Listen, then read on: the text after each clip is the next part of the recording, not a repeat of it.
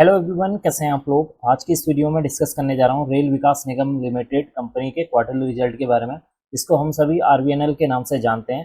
Company ने अपने सितंबर quarter का फाइनेंशियल रिजल्ट आज के दिन में डिक्लेयर कर दिया है। अब आपके सामने है कंपनी का क्वार्टरली रिजल्ट। अगर मैं आपको शॉर्ट में बताऊं, आज के क्वार्टरली रिजल्ट को अगर हम सितंबर 2023 के क्वार्टरली रिजल्ट के साथ कंपेयर करते हैं तो नेट प्रॉफिट में एक अच्छी खासी गिरावट देखने को मिली हुई है, सेल्स में भी गिरावट देखने को मिली हुई है। तो ये सारे कुछ पॉइंट हैं जो कि कंपनी के इस फाइनेंशियल रिजल्ट के लिए क्या एक नेगेटिव पॉइंट है। अब बात कर लेते हैं कंपनी के अंदर कितने करोड़ की यहाँ पर सेल्स देखने को मिली हुई है। यहाँ पर सबसे पहले हम बात कर लेते हैं सितंबर 2024 क्वार्टर में कंपनी ने 4,869 करोड़ की सेल की थी। जून 2024 में देखें तो 4,064 करोड़ का यहाँ पर रेवेन्यू जनरेट हुआ है। और सितंबर 2023 की बात करेंगे तो 4,910 करोड़ का यहाँ पर सेल्स जनरेट हुई है। इसका मतलब है कि अगर आप ईयरली वाइज यहाँ पर देखें तो कंपनी की सेल्स में एक अच्छी खासी गिरावट देखने को मिली हुई है। अब बात कर लेते हैं एक्सपेंसेस की।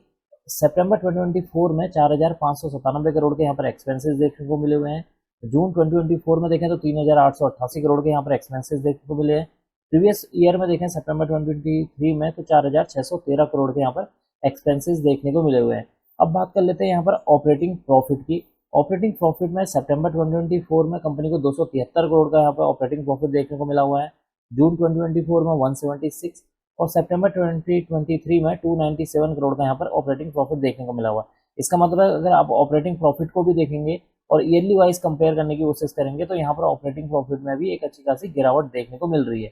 अब बात कर लेते हैं ऑपरेटिंग प्रॉफिट मार्जिन परसेंटेज के बारे में, जो कि एक इंपॉर्टेंट पॉइंट होता है। यहाँ पर देखें अभी के क्वार्टर में 6% का यहाँ पर ऑपरेटिंग प्रॉफिट मार्जिन परसेंटेज निकल कर आया है। जून 2024 में 4% और सितंबर 2023 में देखेंगे तो यहाँ पर 6% का ओपीएम देखने को मिला हुआ है। इसका मतलब कि ओपीएम अगर आप अभी के क्वार्टर को कंपेयर करते हैं प्रीवियस ईयर के सितंबर 2023 क्वार्टर के साथ तो ओपीएम में आपको सेम निकल कर आया हुआ है। अब बात कर लेते हैं यहाँ पर प्रॉफिट बिफोर टैक्स की। प्रॉफिट बिफोर टैक्स में सबसे पहले हम देख लेते हैं सितंबर 2024 क्वार्टर में कितना प्रॉफिट एंड बिफोर टैक्स देखने को मिला हुआ है। 405 करोड़ का यहाँ पर प्रॉफिट बिफोर टैक्स देखने को मिला हुआ है। प्रीवियस क्वार्टर में 294 और सितंबर 2023 में 455 करोड़ का प्रॉफिट बिफोर टैक्स देखने को मिला हुआ है। प्रॉफिट बिफोर टैक्स वो अमाउंट है जहां पर कंपनी ने अभी टैक्स पे नहीं किया है। अब कितना परसेंट यहाँ पर कंपनी ने टैक्स पे किया है इस अमाउंट पर? इस अमाउंट पर कंपनी ने अभी के क्वार्टर में 25% का जो है टैक्स पे किया है, प्रीवियस क्वार्टर में 26% और अगर हम 2023 में देखेंगे तो 19% का यहाँ पर टैक्स पे करती हुई कंपनी नजर आई है। इसका मतलब है कि आप देखेंगे अगर ईयर वाइज देखें टैक्स में भी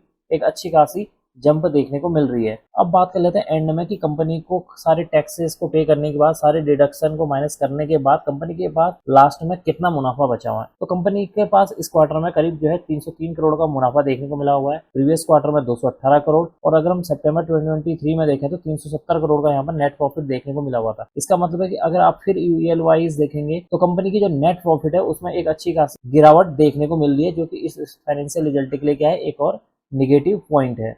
अब बात कर लेते हैं एंड में ईपीएस के बारे में, अर्निंग पर शेयर।